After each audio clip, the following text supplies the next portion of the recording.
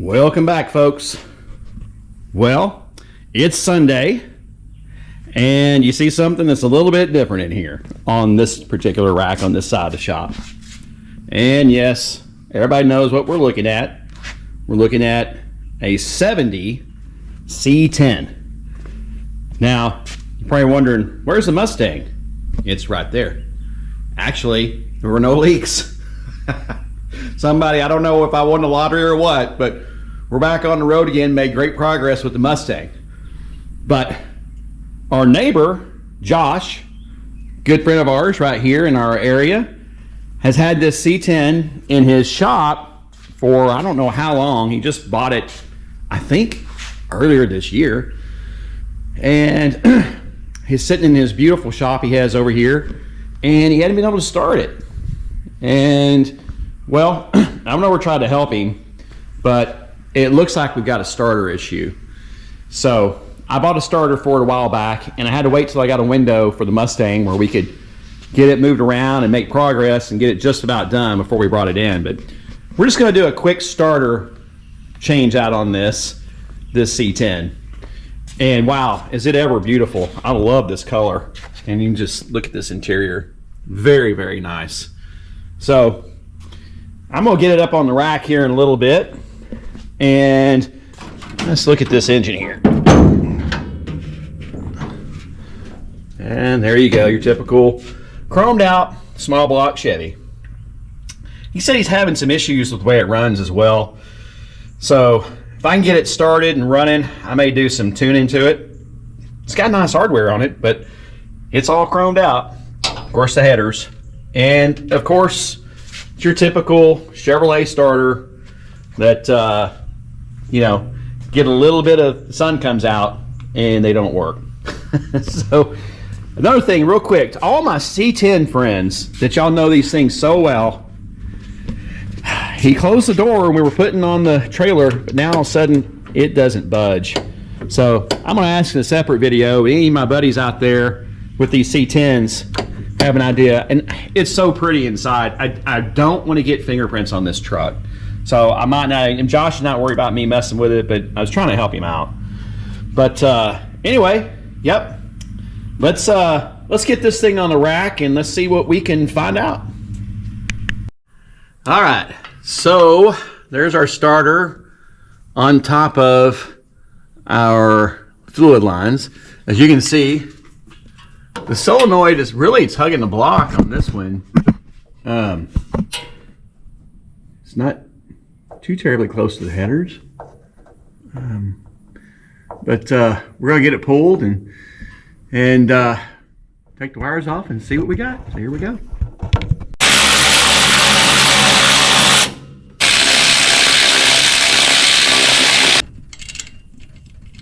All right, give me bigger.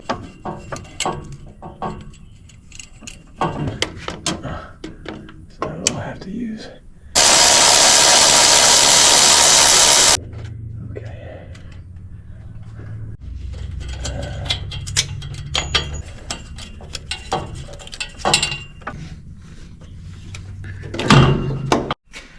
Okay, now look at the difference in these two. Let me tell you something else. Josh said when he bought this truck, it came with extra starters that do not work. Typical, I'm not gonna get into it, but yeah, look how much bigger this one is compared to this one. I looked up, it's a Hitachi. I don't know if it's made in China. You know, I don't know it's a bad starter, but they removed this one and they put this one on, probably to get it sold. So I bought, it's probably cooking, more likely. You can see how big this damn GM factory one is. Now, I bought this because we've got headers.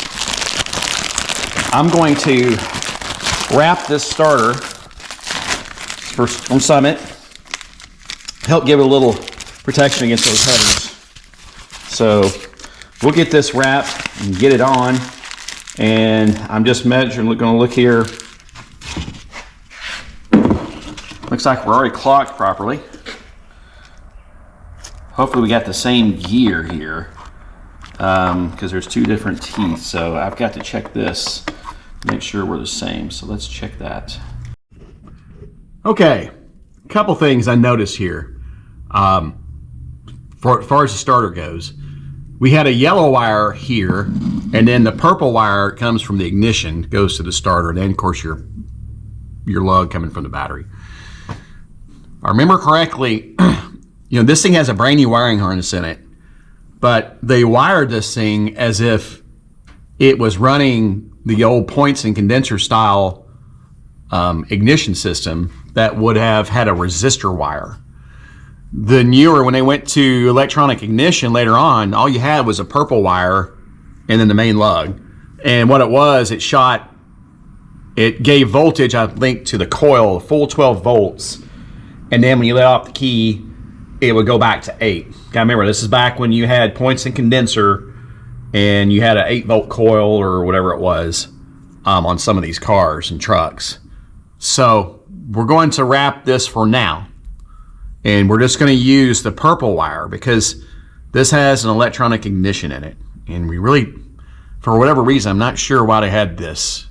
Because the new starters, they've only got a main lug connection here and then a connection that goes on the top. They don't have a third one like the original one that we took off had. The other thing, on the transmission, Josh, I won't tell Josh about this, but this is a turbo 350 transmission. It's not a turbo 400.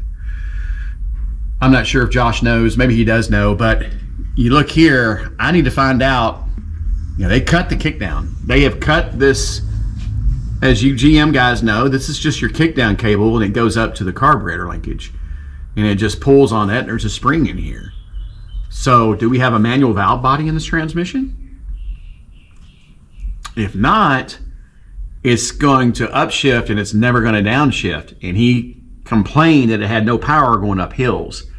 This engine's a 383 stroker and it got headers, and I assume it's got some pretty good heads on it. I can't tell, but they look like they're aftermarket heads. So don't know why they would do this, but we definitely have something going on here. I'll ask Josh if it ever kicks down, but that would make sense if we're up in the Ozarks and he's trying to go up hills in third gear, and with these big ass wheels on here, that would pose a problem. So, but we'll get to that later. Let's get this starter going. And I just got to do this for my friend Derek at Vice Grip Garage that, always talks about Chrysler starters. Chevrolet starters are superior.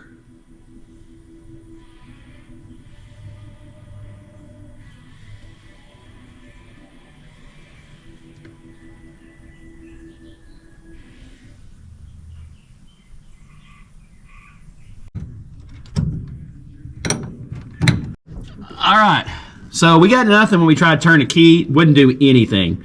I took my power probe and the purple wire is grounded for some reason. Well, pulled this back and we got something getting hot in an electrical issue here.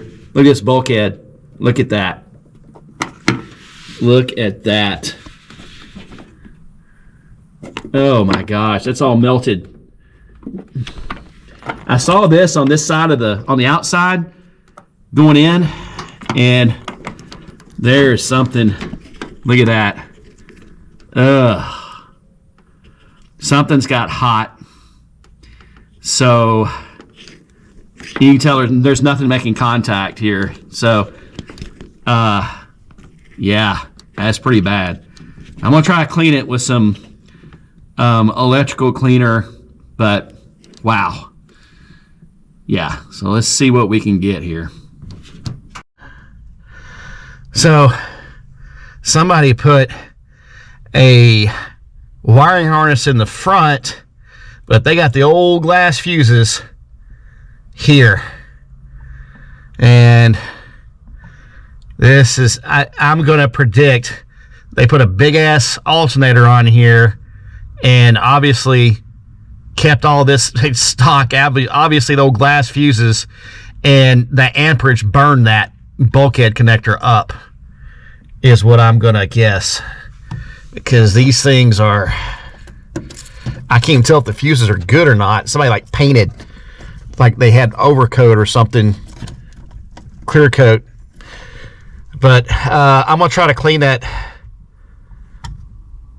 I'm gonna try to clean that bulkhead connector first, and then we'll go from there. But we obviously have an electrical issue with this truck. So Trish did an outstanding job cleaning these terminals, and even here, what's left, it's melted. But this truck needs a wiring harness. I'm going to tell you, I see this all the time. All the time.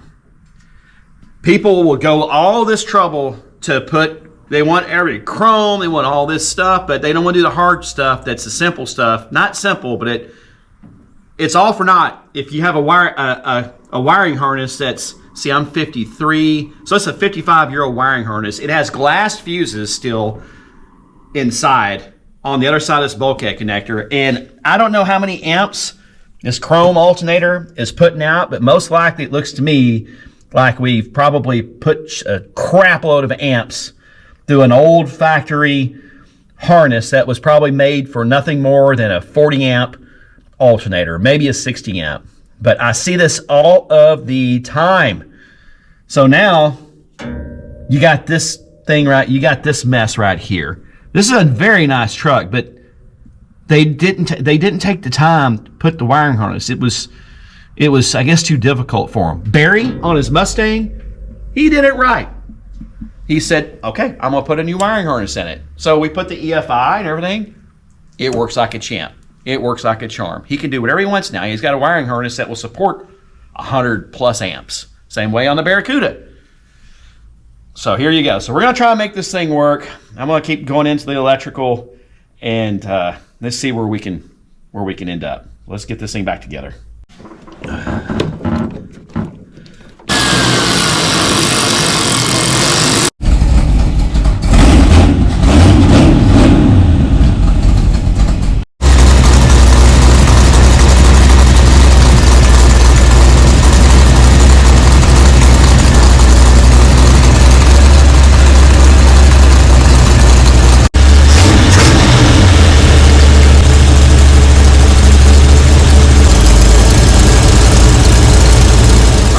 Well, we made progress today. End of the day, the battery's dead. There are absolutely no amps in it. So it took Trish's Jeep and the box to get it to fire up. Got it fired up, way out of tune. Eyeballs are burning, but new starter works fantastic. It's much smaller, as you saw, than the original GM style starter. You also saw that somebody, and this happens with all these cars, they kept the old glass fuses on the inside of the cab, just old factory 1970 wiring harness on this thing. So you can tell it needs a new wiring harness. But we got it fired up and running.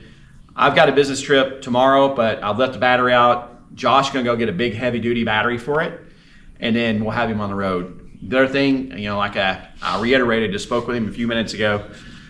I said, tell me again about the power issue. He goes, yeah, going up these hills, it just has no power. I said, well, obviously it's not kicking down. There's somebody cut the damn kick down off. So I'll make a list of some things that I can get bought, and real easy things. It's gonna go back to him once we get it started up. It'll go back to him when I get back. We're almost done on our Mustang. I'm really just shaking it down now. We had one little bitty leak, but a leak is a leak. And I want to dial in the brakes on the Mustang as well. The Olds, Scott's 1969 Hurst Olds sitting over here. We drove it to breakfast yesterday.